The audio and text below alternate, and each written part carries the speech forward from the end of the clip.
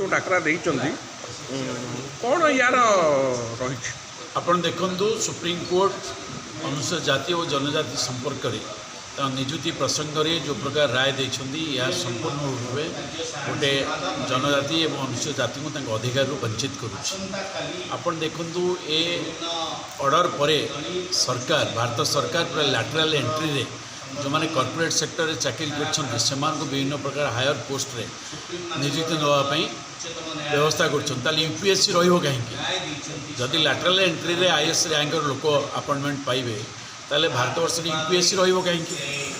एवं विशेषकर ये जो ऑर्डर कले सुप्रीमकोर्ट ताको मोदी सरकार कौन प्रकार विरोध कले ना कोर्टे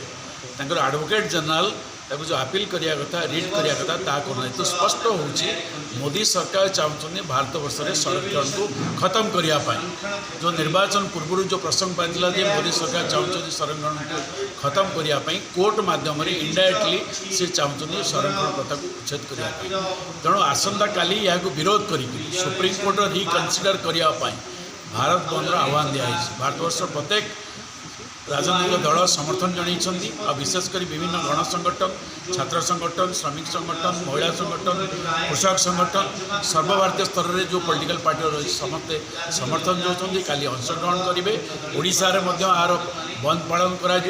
30टा जिले में जबरदस्त बंद पालन करा भुवनेश्वर में रेल रोक करा मार्केट बाजार बंद करने आह्वान दिज्व एतेरे जदि राज्य सरकार और मोदी सरकार विशेषकर भारत सरकार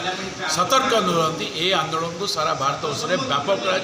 कर जाति जनगणना करने मोदी सरकार जो खसी जावाई बसुँच से बाध्य भाव जाति जनगणना करने तेणु आसंता काली बंद को सफल करने आपण माध्यम आम ओडिशावासी को निवेदन करूँ।